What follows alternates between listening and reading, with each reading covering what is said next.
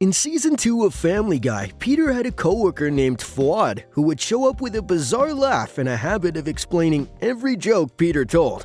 He appeared in several episodes, then suddenly vanished. Years later, Seth MacFarlane simply said some characters disappear as ideas evolve. Fuad wasn't the only one. Here are 15 Family Guy characters who vanished without a trace. Number 15. Jillian Russell Wilcox. She debuted in Whistle While Your Wife Works in Season 5 and later married Derek Wilcox in We Love You Conrad during Season 7. After that, she was mostly reduced to background cameos. The likely reason is simple. Once her wedding and widow storyline ended, the writers felt the dumb blonde gag had run its course. She's still alive in canon and was last seen working as a barista, but hasn't had a real role since Season 9. Jillian faded because her story was complete, but the next character vanished because his entire gag just stopped being funny. Hey Brian, I just noticed you over here. Hi, I'm Jillian. Number 14. Greased Up Deaf Guy. The Greased Up Deaf Guy, a mostly naked man covered in grease who was impossible to catch, became one of Family Guy's most famous early gags. He debuted in The Thin White Line in Season 3, and later episodes revealed his origin after a grease truck explosion left him deaf. Voice actor Mike Henry unofficially named him Jay at a live event, and the character supplied cocaine in North by North Quahog while claiming he was once a lawyer. His last notable appearance was in The First Noel during Season 19, where he briefly streaked through a holiday scene. His appearances slowly faded as the writers moved on to newer cutaway gags. That one slipped away like his character always does, but the next character had a complete story arc that wrapped up so neatly, the writers never needed him again. You're never gonna catch me! You're wasting your time! Number 13. Dylan Flanagan. Dylan was Brian's biological teen son from a past fling, because Family Guy doesn't care about biology. Voiced by Seth Green, he debuted in The Former Life of Brian in Season 6 as a foul-mouthed delinquent who bonded with Brian before leaving with his mother. He returned in Brian's a Bad Father in Season 12 as a successful Disney Channel actor, exposing Brian's hypocrisy as a neglectful dad. After that storyline wrapped up, Dylan basically disappeared from the show.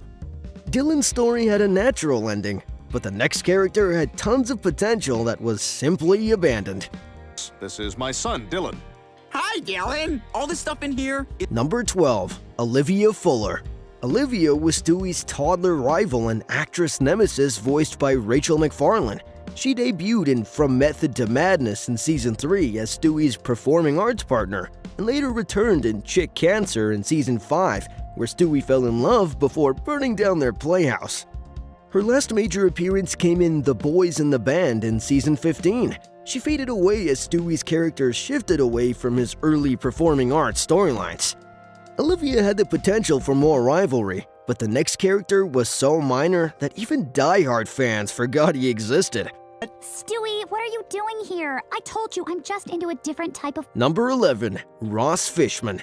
Ross was one of Lois's old high school boyfriends whose main role was triggering Peter's jealousy. He debuted in Stuck Together, Torn Apart in Season 3 and returned in Into Fat Air in Season 11 when their families competed to climb Mount Everest. After a brief crowd cameo in Coma Guy during Season 18, the character simply faded away once his jealousy gag ran its course. Those characters just faded away, but the next tier involves people who are actively deleted due to controversy, cultural shifts, or network pressure. Glad you did too. So was your husband okay with you coming here? Yes. Number 10. Consuela. Consuela was the stereotypical maid known for her broken English and constant demand for lemon pledge. She debuted in Believe It or Not, Joe's Walking on Air in Season 6 and became a recurring gag character. Voiced by Mike Henry, her appearances faded after Season 11 to 12. The joke had run its course, and changing attitudes about white actors voicing minority characters likely helped push the character into quiet retirement. Consuela faded amid cultural discussions, but the next character's premise became impossible to justify in the modern era. We need more lemon pledge. You need more lemon pledge. Number 9. Herbert the Pervert. Herbert was the creepy elderly neighbor with a high-pitched voice and an obsessive attraction to young boys, particularly Chris Griffin. He debuted in To Love and Die in Dixie during Season 3, where he offered basement popsicles to Chris. Mike Henry created the voice based on exaggerated elderly Southern accents, and the crush on Chris idea came from the writer's room. Herbert appeared in over 20 episodes with full speaking roles, but his appearances dwindled significantly after Season 14. His last major speaking role was in Con Heiress during Season 17. Pedophilia jokes became increasingly taboo in the post-Me Too era, and early 2000s shock humor aged poorly. Writers avoided revisiting the character to prevent backlash, and he was quietly phased out rather than dramatically retired. Herbert's premise couldn't survive modern standards, but the next character vanished because explaining jokes stops being funny eventually. You like popsicles? Well, sure. Then you need to come on down to the... Number 8. Fuad. Fuad was Peter's Arab co-worker at the Pawtucket Brewery who would laugh hysterically at every joke and then over-explain why it was funny in a way that killed the punchline. He debuted in Chick Cancer during Season 5, and his signature trait was responding to sarcasm with enthusiastic, literal explanations like, "It's funny because open-heart surgery not easy at all." Mike Henry voiced him with an exaggerated accent and enthusiastic delivery, and the character highlighted Peter's workplace dynamics while satirizing cultural assimilation. His humor relied on immigrant stereotypes that aged poorly by the 2010s and 2020s, and Henry's 2020 retirement from voicing certain minority characters likely contributed to Fuad's fade. Fuad explained himself out of existence, but the next character was killed off specifically because the writing staff hated him. Oh, yes! What? He said nice day, but he covered... Number 7. Patty Tanager. Patty was a short, stocky guy with a thick Brooklyn accent whose entire personality was picking fights over meaningless things while saying, "Big whoop, wanna fight about it?" after every statement. Seth MacFarlane voiced him, and he debuted in For Father during Season 2 as the caddy manager at a golf course before returning in The Perfect Castaway during Season 4 as Brian's boss at a car dealership. According to DVD commentary for Hell Comes to Quahog, the writing staff hated this character. His one-note gag got old fast, and writers found him annoying and unfunny to write for. So, in Hell Comes to Quahog during Season 5, Brian and Stewie drive a tank and deliberately run over Patty, crushing him flat. This was a deliberate way to retire him permanently with no ambiguity and no possibility of revival. The creators literally killed him because they couldn't stand writing for him anymore. Patty was murdered by his own writers, but the next character vanished for reasons ranging from obscurity to sensitivity. Patty Tanager, the caddy manager. Yeah, it rhymes. Big whoop, wanna fight? Number 6. Sarah Bennett. Sarah was a co-worker at the Happy-Go-Lucky Toy Factory who triggered a major plot in one of the show's earliest episodes. In I Am Peter, Hear Me Roar during Season 2, she overheard Peter's off-color joke and filed a sexual harassment lawsuit that forced Peter into sensitivity training.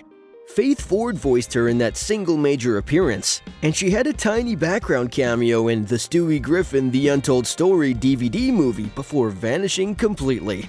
The Toy Factory itself was replaced by the Pawtucket Brewery in later seasons, and her workplace setting no longer existed. Sarah was too obscure to remember, but the next characters had real potential that was quietly abandoned. Are you telling jokes? I love jokes. Oh, all right, then you'll love. Number 5. Guillermo. Guillermo was a Latino ringer hired for the Happy-Go-Lucky Toy Factory's softball team in A Hero Sits Next Door during Season 1. Mr. Weed introduced him enthusiastically before Peter accidentally hit him in the head with a wild pitch during batting practice, and his injury forced Peter to recruit Joe Swanson as a replacement player. He had no dialogue and appeared only as a visual gag before vanishing entirely. The Toy Factory setting ended soon after, and Guillermo represents the show's early experimental phase where characters were introduced for one plot beat and then forgotten forever. Those early seasons burned through side characters quickly, but the next tier features the most bizarre deletion in Family Guy history. Guillermo. Number 4. Patrick Pewterschmidt. Patrick was Lois's unstable older brother who Carter and Barbara hid in an insane asylum for over 30 years, and he debuted in The Fat Guy Strangler during season 4 as a serial killer who strangled overweight people after traumatic childhood experiences. Robert Downey Jr. voiced him in that debut appearance, delivering a Hannibal Lecter-style performance. He returned in Killer Queen during season 10, where he helped Peter and Joe investigate new fat stranglings from his asylum cell before mysteriously disappearing at the episode's end. Serial killer humor became riskier post-2010s, and the character was quietly dropped without any official farewell. Patrick was forgotten by his own family, but the next character was literally erased from the timeline. Hello, Lois. Patrick! It's been a long time. Ricardo was Jasper's Filipino husband who spoke little English and communicated mostly through Tagalog or gestures. He debuted in Brian Does Hollywood during season 3 when Jasper introduced him, and their wedding in You May Now Kiss the, Guy Who Receives during season 4 was actually a landmark episode about gay marriage and animation. His limited English role in the early 2000s portrayal of the flamboyant gay couple aged poorly amid later sensitivity to ethnic and queer stereotypes. Jasper himself appeared less frequently after season 4, and Ricardo vanished along with him. Ricardo faded with his husband, but the next character had the most dramatic deletion imaginable. That's Ricardo Brian. He doesn't speak any English. Can I? Number 2. Jim Kaplan. Jim Kaplan was the sleazy con-man salesman with a permanent creepy smile who scammed Peter repeatedly throughout the early seasons. Danny Smith voiced him with smooth salesman patter, and his schemes included fake boat prizes, worthless volcano insurance, and junk cars with cardboard steering wheels. His last major appearance was in Hell Comes to Quahog during season 5, where he sold Peter volcano insurance, and he had a brief silent cameo in A Lot Going On Upstairs during season 14 among sidelined characters. The gag simply exhausted itself after boat scams, car scams, and insurance scams all followed the same formula. Jim scammed himself out of relevance, but the number 1 deleted character was literally killed and erased from existence. Have a choice. You can have the boat or the mystery box. Number 1. Bertram. Bertram was Stewie's evil half-brother and ultimate nemesis, the biological son of Peter Griffin through a sperm donation mistake, who was voiced by Wallace Shawn with his iconic nasally delivery. He debuted in Mission Impossible during season 3, where he and Stewie battled as rival sperm cells inside Peter's body, and he returned in sibling rivalry during season 4 as a toddler who clashed with Stewie on the playground.